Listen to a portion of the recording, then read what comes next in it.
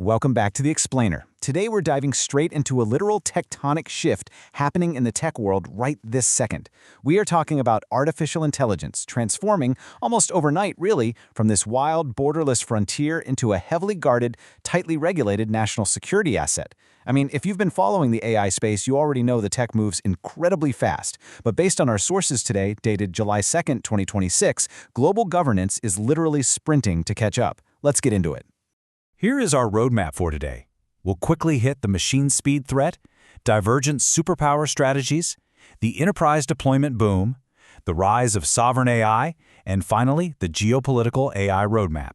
All right, Section 1, the machine speed threat. Let's establish the actual stakes driving all this global panic right now. Pay close attention to a very specific phrase being used right now, machine speed. This isn't some sci-fi hypothetical anymore.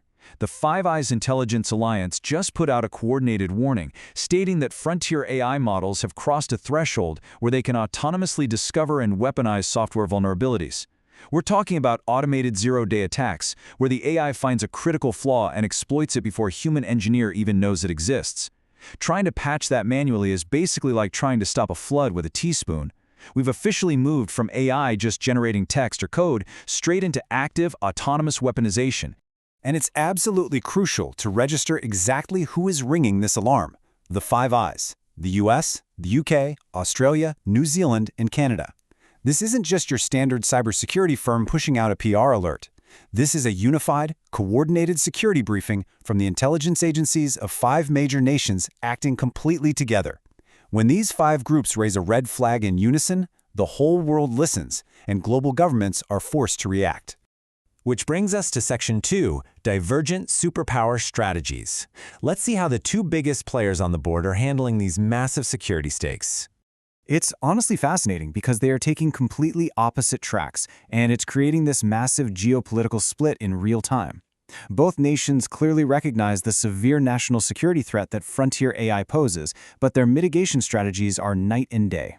You've got the US government pursuing voluntary standards and deep negotiations with private labs, while China is slamming down strict, sweeping new cross-border restrictions on tech, talent, and capital. So let's look at the US approach first. The government is currently deep in advanced negotiations with major frontier AI companies. Google, for instance, is actively at the table right now ahead of releasing their next-generation coding models. The whole goal here is to hammer out a formalized framework of voluntary safety and compliance standards for future releases. It's a collaborative approach, really trying to stabilize all this regulatory uncertainty for the market, and we're actually expecting a broader framework announcement maybe as early as next week. On the flip side, Beijing is going for an immediate legislative lockdown. They've just enacted sweeping national security rules, giving authorities a massive legal framework to police outbound capital flows, tech training, and even the movement of their tech experts overseas. They're explicitly clamping down on cross-border AI and semiconductor transfers. It's essentially a highly regulated, state-controlled fortress designed to keep critical technology and the brains building it strictly within their borders. Moving to Section 3, the enterprise deployment boom. So, with these massive regulatory walls going up everywhere, how on earth are multinational corporations navigating this friction while still ramping up their tech spending? Well, they're adapting through some really clever infrastructure workarounds. Step 1. Infrastructure developers are locking in targeted, localized node agreements. By setting up these local nodes, we hit Step 2, where they successfully bypass these new foreign worker compliance freezes that governments keep rolling out. And that unlocks Step 3.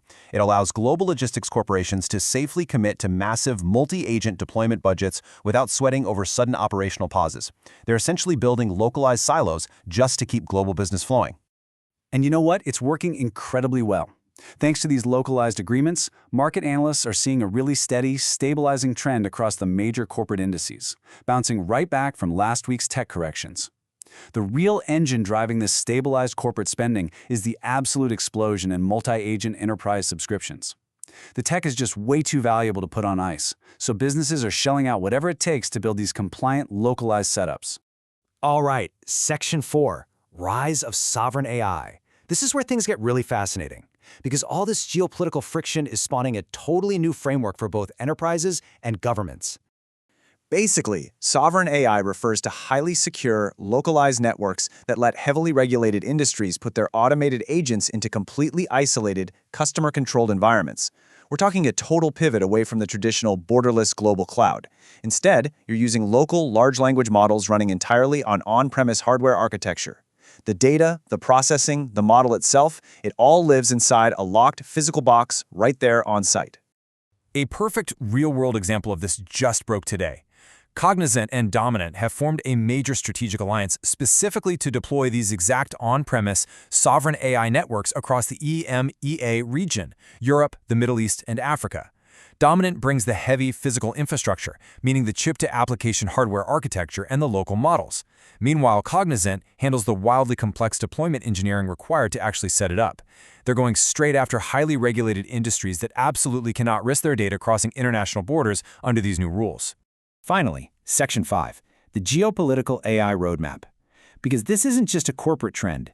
Nations themselves are actively rewriting their geopolitical strategies to secure their own physical AI infrastructure. If we look at the strategic focus across different regions, you really see how widespread this balkanization has become. On one side of the equation, you have the EMEA enterprise sector locking down on-premise hardware and local models with that Cognizant and Dominant deal. But then you have sovereign nations like India and Japan moving incredibly fast to lock down their own localized tech stacks at a state level. And their focus goes way beyond just software. It reaches deep into the physical requirements of AI, securing things like clean energy grids and metal supply chains. Let's zoom in on that state-level action for a second. An historic framework was formalized today between Indian Prime Minister Narendra Modi and Japanese Prime Minister Sanae Takaichi. They signed an expansive series of pacts outlining a joint roadmap to fortify their economic security against geopolitical shocks. And this perfectly highlights why all of this matters so much. Securing sovereign AI is now completely, inextricably linked to securing physical metal supply chains and the clean energy networks required to run those massive data centers. You literally cannot have sovereign AI software without sovereign physical resources. To wrap up this explainer, I want to leave you with a pretty massive question to chew on. We kicked off the internet age with this grand vision of a totally borderless, connected world where information just flowed freely, right?